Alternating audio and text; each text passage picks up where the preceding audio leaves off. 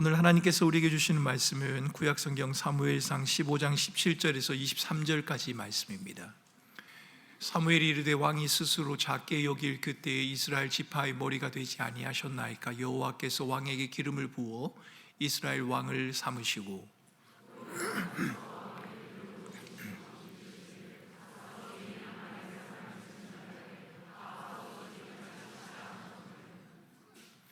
어찌하여 왕이 여호와의 목소리를 청종하지 아니하고 탈취하기에만 급하여 여호와께서 악하게 여기시는 일을 행하였나이까.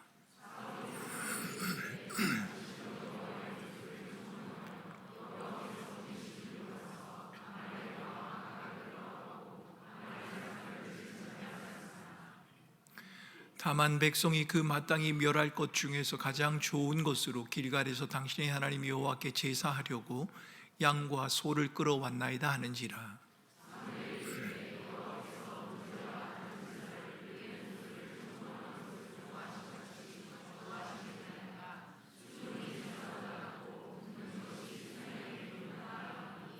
(23절을) 같이 읽겠습니다. 이는 거역하는 것은 점치는 죄와 같고 완고한 것은 사신 우상에게 절하는 죄와 같음이라.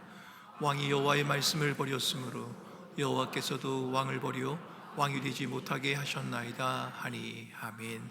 존귀하신 하나님, 이 시간 주의 거룩한 말씀 앞에 나가는 주의 백성들에게 성령으로 주의 말씀을 풀어 가르쳐 주시옵소서.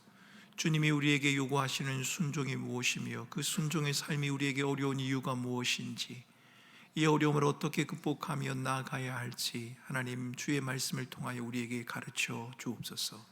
주의 말씀을 순종함으로 그 순종 가운데 있는 기쁨을 누리는 사랑하는 모든 백성들 되게 하여 주옵소서. 감사하며 예수님 이름으로 기도합니다. 아멘. 여러분, 제가 강원도 철원에서 군 복무를 할 때입니다. 새벽이면 가끔 선임이 저를 깨워서 라면을 끓여오라고 요청을 한 적이 있습니다. 자다가 일어나는 것도 힘들고 주방도 멀리 있어서 라면을 끓여서 오는 것 정말 귀찮고 힘든 일이었습니다. 특히나 추운 겨울이 되면 더더욱 힘이 들었습니다. 근무 시간도 아니고 일과를 다 마친 시간이기 때문에, 그것도 잠을 곤히 자는 새벽에 라면을 끓여오라는 것, 여러분 분명히 부당한 요구입니다.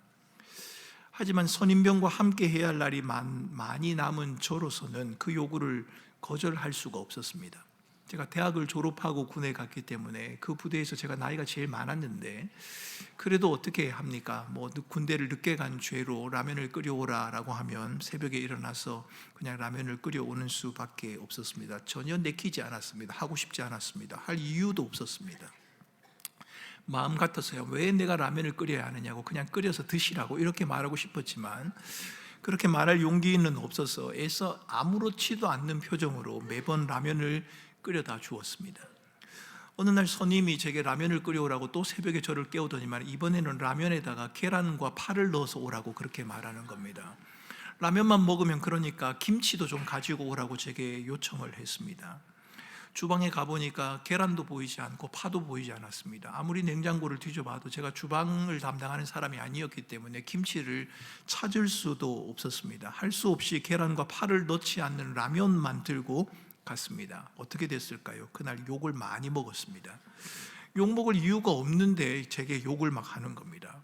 여러분은 제가 군대에서 선임에게 라면을 끓여주는 이 이야기를 들으면서 어떤 생각이 드십니까? 자녀가 군에 가 있는 그 부모님들, 우리 애도 라면을 끓여야 되나 이렇게 걱정하실 텐데, 요즘은 그렇게 하지 못할 겁니다. 그렇게 했다간 큰일 나기 때문입니다. 그런 걱정은 안 하셔도 될 것 같습니다. 불편하고 하고 싶지 않는데 어쩔 수 없이 라면을 끓인 저의 행동, 여러분, 저는 저의 행동을 순종이라고 부를 수 있느냐? 여러분, 저는 그것을 여러분들에게 묻고 있는 겁니다. 제 마음의 상태가 어떻든지 간에 행동이나 결과로만 나타나면, 라면을 끓여가기만 하면 그것을 순종이라고 부르는 게 맞습니까? 계란과 파가 없는 라면, 김치를 가져가지 못한 행동은 어떻습니까? 선임은 분명히 계란과 파를 넣고 김치를 가져오라고 했는데 제가 그렇게 하지 못한 채 라면만 들고 간 행동, 이 부분을 두고도 순종이라고 부를 수 있겠느냐는 겁니다. 사람들은 종종 순종이라고 하는 것을 단순히 규칙을 지키는 것 정도로 이해하는 것 같습니다. 마치 법전의 조항들을 하나하나 체크해 가는 것처럼, 그래서 막 그렇게 순종을 이해합니다. 사울도 순종을 그렇게 이해한 것 같습니다. 하나님께서는 사울에게 아말렉을 멸하라 그렇게 명령하셨습니다. 여러분, 구약에 나오는 멸하라고 하는 진멸에 대한 명령, 여러분 이것은 고대 근동의 전쟁 관습을 좀 이해할 필요가 있습니다. 헤렘이라고 하는 사상입니다. 곧 완전한 헌신이라는 개념이 담긴 것으로 이해를 해야 합니다. 구약학자인 존 윌턴은 IBP 배경 주석에서 아말렉을 진멸하라는 하나님의 명령을 방사능의 개념으로 이해하는 것이 도움이 될 수 있다라고 설명을 합니다. 핵폭발이 일어나게 되면 많은 것들이 파괴됩니다. 그리고 더 많은 것들이 방사능에 노출되게 됩니다. 우리가 방사능에 노출될 것을 두려워하고 주의하는 것, 그것과 비슷하게, 그것과 유사하게 이스라엘 사람들도 진멸의 위기에 있는, 하나님의 심판에 놓여 있는 아말렉에 대해서 그런 자세를 취해야 한다는 겁니다. 하나님의 진멸 명령은 하나님의 정의와 거룩함을 지키려는 신학적인 의미를 지니고 있습니다. 이것은 단순히 인종을 청소하라거나 아니면 무차별 학살을 하라고 하는 의미가 아닙니다. 하나님의 거룩과 정의가 요구되는 완전한 배제를 의미하는 것입니다. 이스라엘은 진멸하라라고 하는 이 하나님의 명령이 아말렉의 죄악된 문화와 우상숭배가 이스라엘을 영적 타락으로 이끌 수도 있다라고 하는 그 엄중한 경고로 받아들여야 합니다. 그리고 자신을 하나님께 온전히 드리는 삶을 살아가야만 했었습니다. 그런데 사울은 이 명령의 의미를 놓치고 자기의 생각을 앞세웠습니다. 자기 자신을 너무 믿은 것이요, 사울은 아말렉을 쳤고 많은 것을 진멸했습니다. 처음에는 온전하게 순종하는 것처럼 보였습니다. 그러나 사울의 본심이 곧 드러납니다. 이스라엘은 아말렉 왕 아각을 사로잡았고 양과 소의 가장 좋은 것들을 남겨두었습니다. 사울은 그것이 하나님에게 제사를 드리기 위한 것이다 라고 말하며 백성들에게 책임을 떠넘기지만 그의 의도는 다른 곳에 있었습니다. 사울은 아말렉을 거룩한 전쟁의 진멸 아래 두라라고 하는 하나님의 명령, 이 명령을 가볍게 여긴 겁니다. 사울은 아말렉의 기름진 양과 소를, 그리고 아말렉 왕 아각을 포로로 데리고 와서 자기의 명성과 영광을 드러내고 싶었습니다. 자기 지도력을 과시하는 방편으로 삼고 싶었다는 말입니다. 여러분, 이렇게 말씀드릴 수 있는 것은 사울의 의도가 12절에 자기를 위한 기념비를 세우는 모습에서 잘 드러나고 있기 때문에 그렇습니다. 사울은 고대 근동의 왕들이 기념비를 세워서 승리를 기념하고 그 지역에 대한 왕의 종주권을 선포하는 것처럼 사울도 그렇게 하고 싶었습니다. 사울은 하나님의 영광과 거룩함이 아닌 자신의 영광을 구한 것입니다. 하나님께서 분명히 말씀하셨음에도 사울은 자신의 판단을 앞세워서 하나님의 명령이긴 하지만 굳이 다 멸하지 않아도 되는 것 아닌가? 좋은 가축은 남겨두었다가 제사했으면 하나님도 기뻐하지 않을까?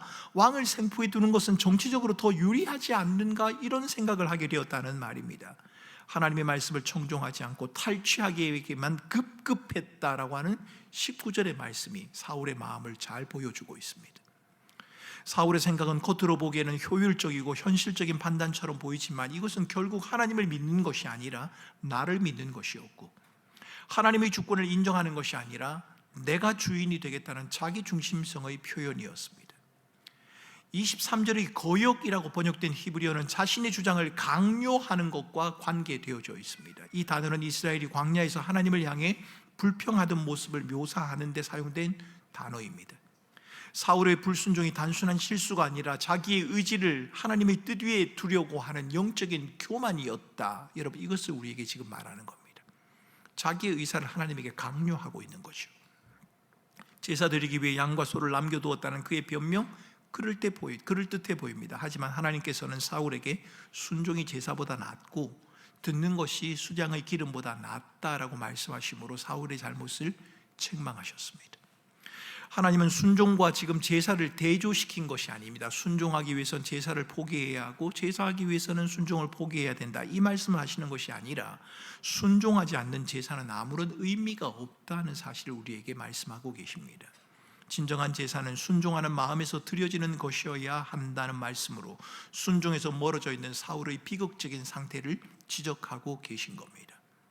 그런데 안타깝게도 자기 생각과 주장, 자신의 행동이 정당하다고 여기는 사울의 잘못된 태도는 멈추지를 않습니다. 사울에게는 하나님의 명령에 온전히 순종하지 못한 것에 대한 미안함, 온전히 순종하지 못한 부분을 이제라도 반드시 이행하겠다는 결심이 보이질 않습니다. 아니, 하나님 명령에 순종하는 것만이 유일한 길이다라고 하는 그 절박감이 사울에게는 보이지를 않습니다.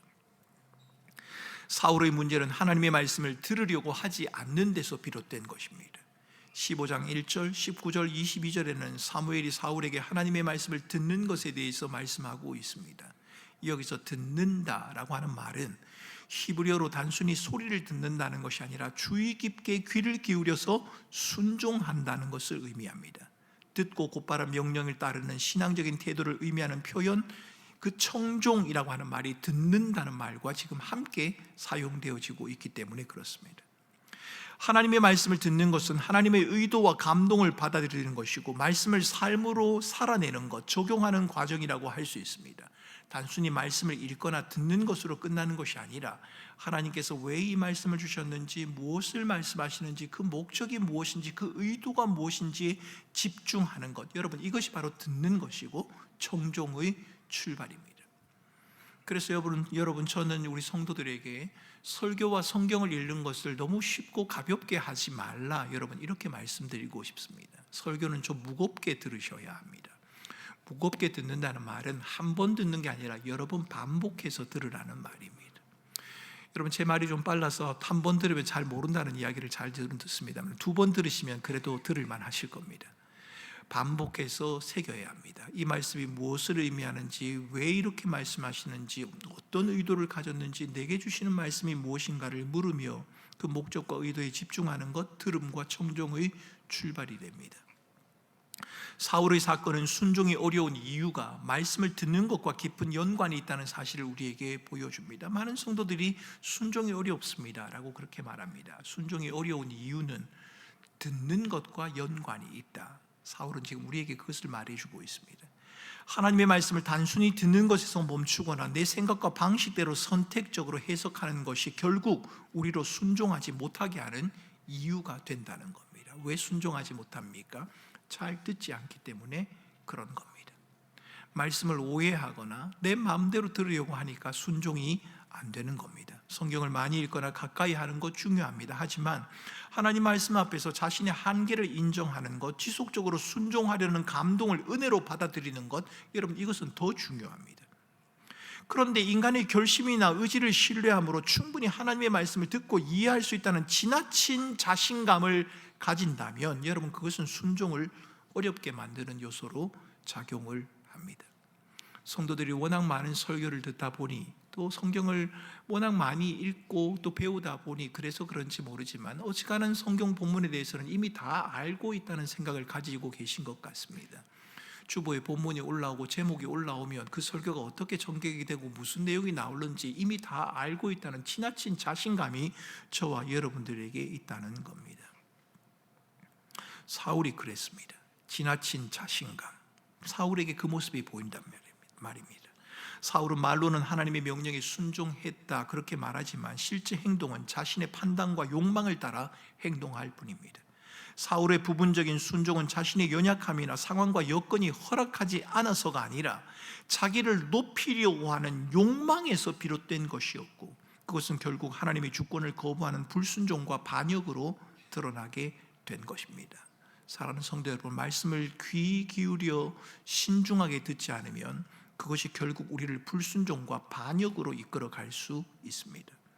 사무엘상 15장 23절에서 하나님은 사울의 불순종을 강렬하게 비난하십니다. 거역하는 것은 점치는 죄와 같고 완고한 것을 우상에게 절하는 것과 같다. 점친다는 것이 무엇입니까? 하나님 대신 다른 영적인 존재나 힘에 의존해서 자기를 맡긴다는 것 아닙니까? 미래를 알려고 하는 것 아닙니까?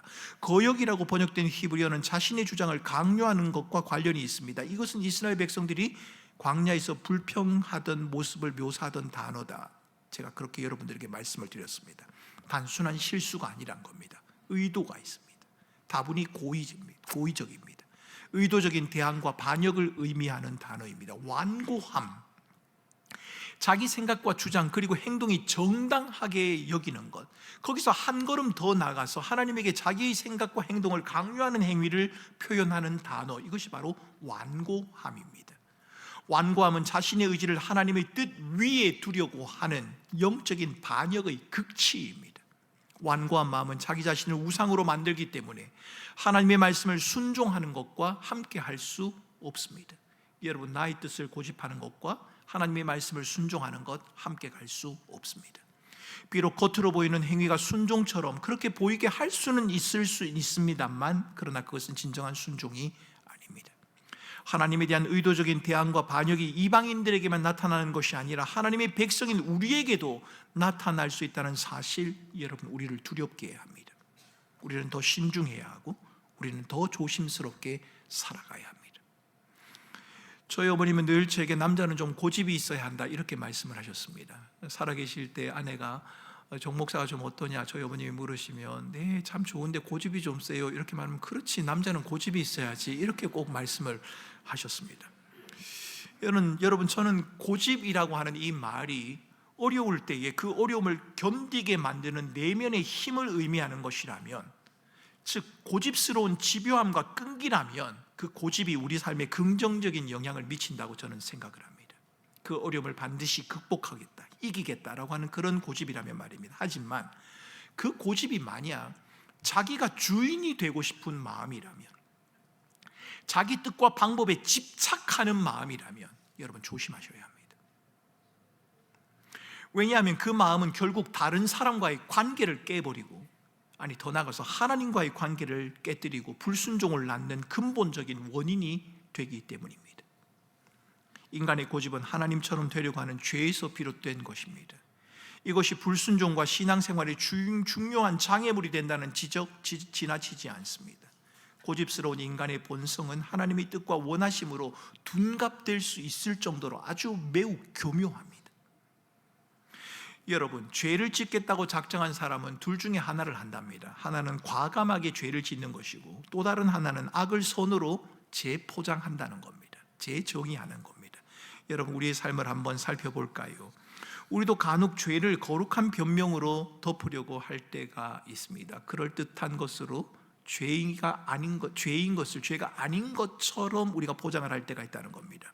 백성과 제사를 앞세워서 변명하는 사울처럼 말입니다. 이런 경우가 있지 않습니까? 교회에서는 남에게 치명타를 입힐 수 있는 소문이 간증이나 기도 제목이라는 가면을 쓰고 퍼져갈 수 있습니다. 여러분, 남에 대해서 말하는 것 정말 조심해야 합니다. 자녀 학대가 성경적인 자녀 양육으로 탈바꿈할 수도 있지 않습니까? 교회 일을 하기 위해서 회사의 근무 시간을 훔치는 것이 하나님께서 주의 일을 할 수 있도록 은혜를 베푼 것이다, 이렇게 둔갑할 수도 있지 않습니까? 성도 여러분, 대부분의 죄는 결코 우리가 생각하는 것처럼 확실하고 더럽고 가증스럽게 나타나는 게 아닙니다. 그런 것 같으면 우리는 쉽게 죄를 피할 수 있을 겁니다. 죄의 결과는 추합니다. 그러나 죄를 짓는 순간에는 죄가 그럴듯하고 아름다워 보이기까지 하는 것이 사실입니다. 마귀는 사람의 교만과 자기 주도성을 이용해서 계속해서 우리를 유혹할 것입니다. 자신을 주인으로 여기고 싶은 마음을 교묘하게 조장합니다. 그러기에 신자는 죄의 유혹과 흔들림 앞에서 먼저 자신이 유혹에 넘어갈 수 있는 연약한 존재라는 사실을 먼저 인정하셔야 합니다. 내가 옳다는 생각이 아니라 나도 언제라도 그 유혹에 넘어갈 수 있다는 자기중심적인 나의 본성에 스스로 덫에 걸려 넘어질 수 있다는 사실, 여러분 이것을 인정하셔야 합니다. 그리고 하나님의 말씀에 귀 기울이며 하나님의 뜻을 따라 살아가려는 자세도 잃지 말아야겠지요. 진실한 순종을 원하십니까? 그렇다면 실제 삶에서 일어나는 고난과 흔들림, 유혹 앞에서 언제라도 우리는 넘어질 가능성이 있다. 여러분 이것을 인정하시기 바랍니다. 그리고 끊임없는 자기 성찰과 회개로 죄에 대한 경계심을 잃지 않으려고 하는 자세도 필요합니다. 진정한 회개는 죄를 깨닫고 하나님 앞에서 자신의 잘못을 고백하는 것에 그치지 않고 죄로 인해 생긴 삶의 잘못된 습관 행태를 고치며 하나님의 뜻에 순종하는 삶을 선택하는 것까지 포함합니다. 회개한다는 건 버리는 것과 함께 새로운 것을 취하는 것, 이 두 가지를 다 포함한다는 말입니다. 그런 점에서 자신의 죄를 고백하는 사울의 행위, 진정한 회개라고 말하기 어려워 보입니다.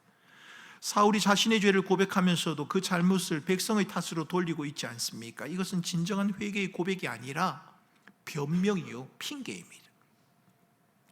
잘못을 고백하는 사울의 모습 속에는 불순종한 자신의 죄에 대한 슬픔, 안타까움의 흔적이 보이질 않습니다. 여러분, 그럴 때가 있지 않습니까? 미안해 라고 말하는데 미안함이 전혀 느끼지 않는 그런 경우 말입니다.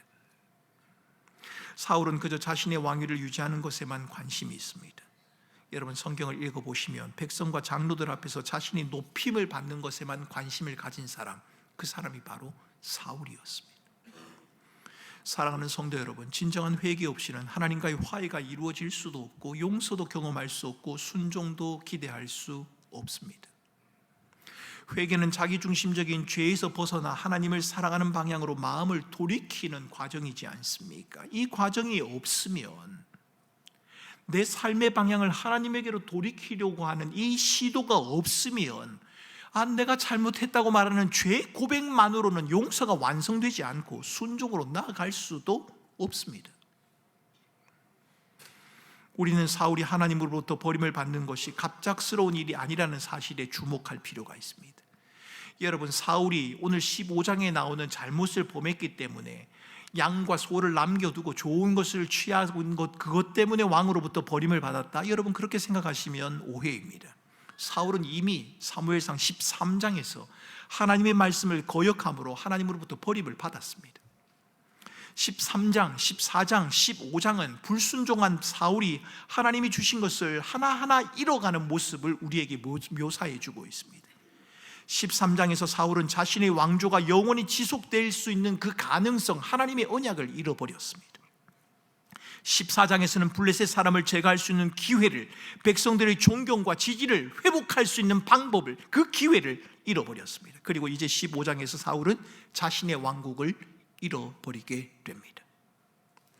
우리는 사울이 자신의 죄를 고백함에도, 그리고 사무엘도 그를 위해 중보하고 있음에도 마음을 바꾸지 않으시는 하나님의 모습을 보면서 당황해할 수 있습니다.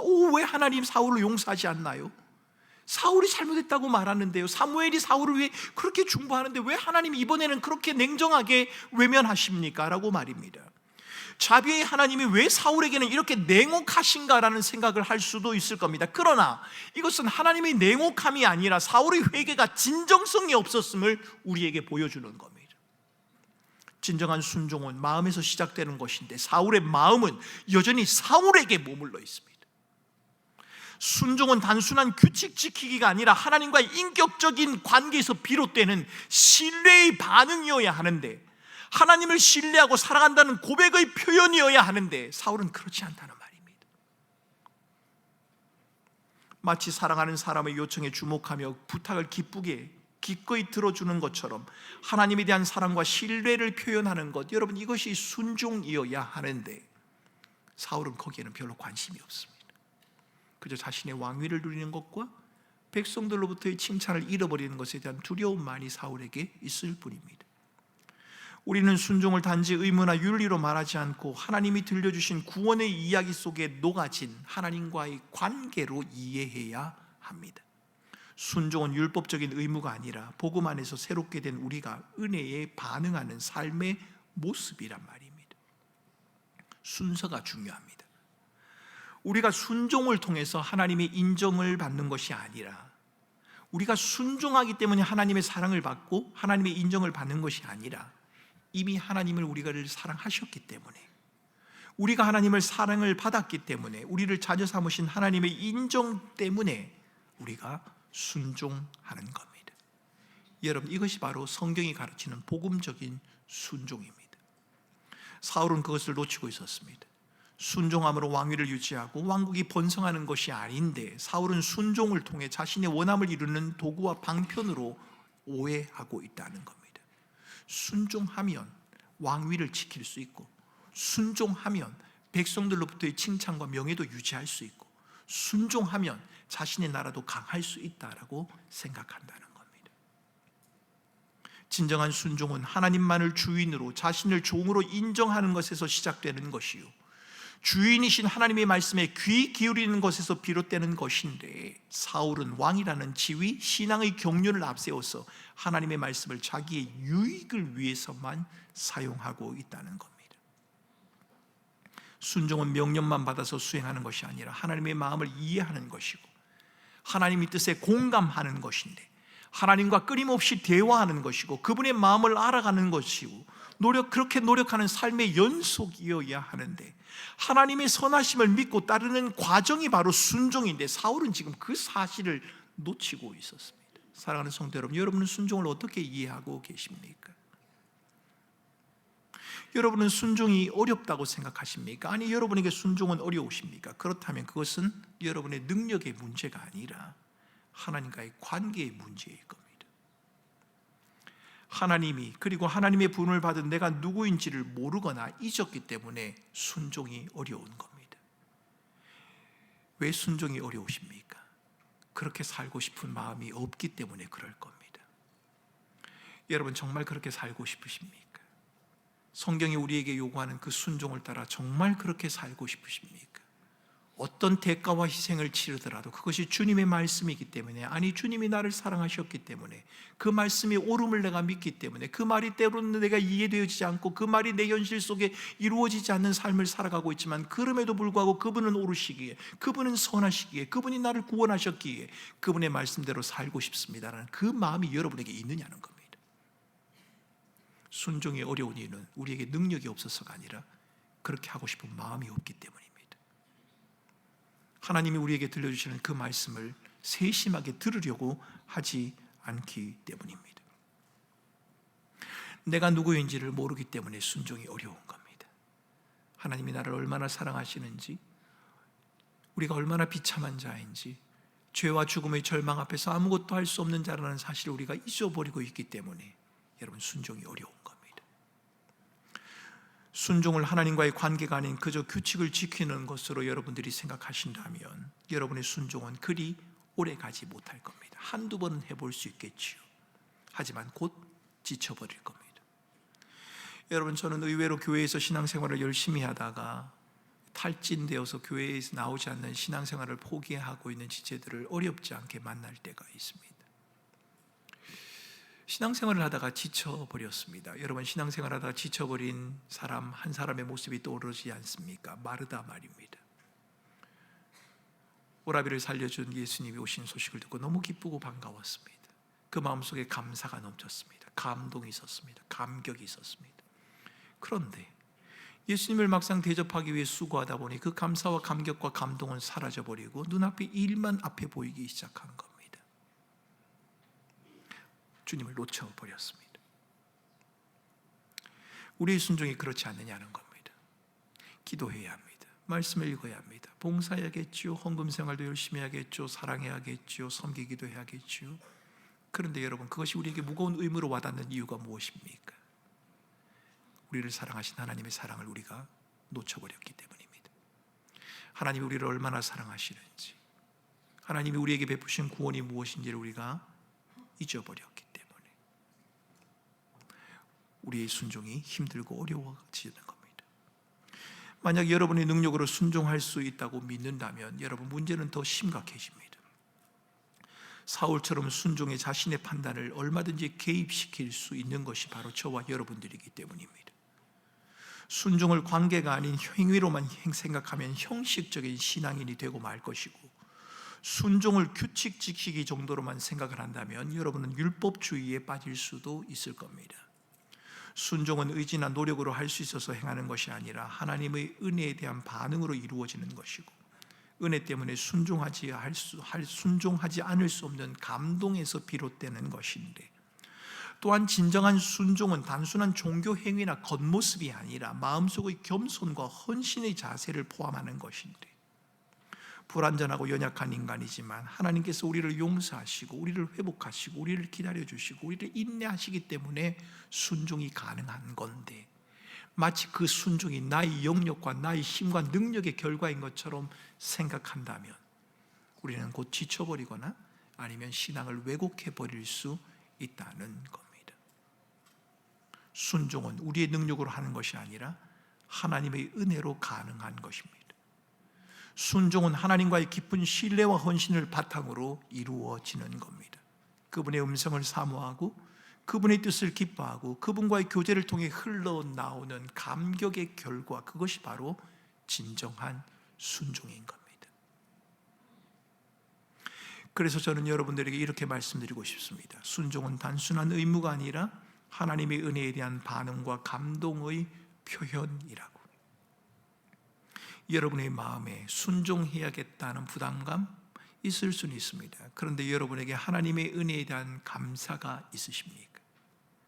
하나님이 내게 베푸신 그 은혜에 대한 감격이 있으십니까? 감동이 있느냐는 겁니다. 여러분, 감사와 감격과 감동이란 것은 한계와 연약을 지닌 저희들에게 영원히 머물러 있는 것은 아닌 것 같습니다. 감사와 감격과 감동을 주는 그것이 잘못된 것이 아니라 저와 여러분에게 한계가 있다는 겁니다. 우리가 잘 알지 않습니까? 감사와 감격과 감동을 느낄 만한 어떤 일들이 있을 때 그것으로 인해 흥분하고 감사하고 눈물을 흘리고 감격하는데 그것이 그렇게 오래 가는 게 아니란 말입니다. 그래서 여러분, 우리는 날마다 주님의 은혜를 기억해야 하는 겁니다. 여러분, 순종하는 삶을 살아가고 싶으십니까? 그렇다면 순종할 수 있는 환경이나 상황을 달라고, 순종할 수 있는 능력이나 믿음을 달라고 구할 것이 아니라 하나님께서 우리의 마음에 부음받은 은혜와 사랑이 무엇인지를 다시 한번 확인하시기 바랍니다. 하나님이 얼마나 우리를 사랑하셨는지, 우리에게 부음받은 그 사랑이 무엇인지, 독생자 예수 그리스도를 통하여 우리에게 확증해 주신 그 사랑의 넓이와 깊이가 어떠한지 그것을 기억하라. 성경은 우리에게 그렇게 말하고 있는 것입니다. 예수 그리스도께서 우리를 위해 이루어 주신 완전한 순종, 여러분 그 순종을 바라보십시오. 예수님은 우리 대신 십자가에서 아버지여 내 뜻대로 마옵시고 아버지의 뜻대로 하옵소서라고 고백하며 죽기까지 순종하셨습니다. 누구를 위해? 저와 여러분들을 위해서 말입니다.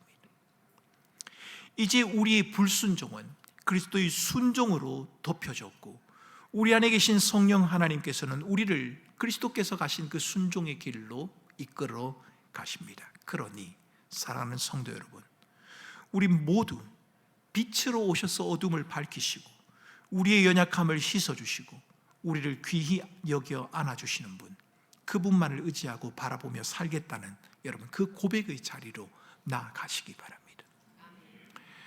여러분, 제가 주례를 할 때 신랑 신부들에게 각자의 서약문을 작성하게 하고 각자의 서약문을 우리 오신 하객들과 또 하나님 앞에서 서약을 하게 합니다. 그리고 각 두 사람이 사인을 하고 제가 사인을 해서 그 서약서를 전해줍니다. 그리고는 신랑 신부들에게 당부합니다. 혹 마음에 어려움이 있거들랑, 혹 서로에게 다툼이 있고 불편한 일이 생기거들랑, 처음 서약할 때의 그 마음을 다시 한번 기억하라. 그 서약문을 읽어가면서 그 서약문을 내가 작성할 때 내 마음이 어떠했는지, 그때 내가 그를 사랑한다고 말한 그 의미가 무엇인지 그것을 기억하라. 여러분, 이렇게 당부를 합니다. 사랑하는 성도 여러분, 우리에게 능력이 없어서 순종을 못한다고요? 핑계일 겁니다. 그렇게 살고 싶지 않아서 순종하지 않는 걸 겁니다. 우리에게 믿음이 없어 순종하지 못한다고요? 아니요. 그리스도께서 우리에게 주신 그 믿음과 비교할 수 있는 또 다른 믿음이 있단 말입니까? 아니요. 믿음이 없어서가 아닙니다. 하나님에 대한 사랑이 식어져 버렸기 때문에 그런 걸 겁니다. 하나님이 우리에게 주신 그 사랑이 얼마나 깊고 크고 놀라운지를 우리가 놓쳐버리고 있기 때문에, 우리가 그 사랑에 반응하지 못하기 때문에 순종하지 못하는 걸 겁니다. 하나님이 내게 행하신 일을 기억하며 하나님만이 나의 전부라고, 내가 그분을 더 알아가고 싶고 더 사랑하고 싶다는 그 고백, 여러분 그 고백이 우리를 순종의 자리로 나아가게 하는 겁니다. 사랑하는 성도 여러분, 저와 여러분의 마음에 이 마음이 회복될 수 있으면 좋겠습니다.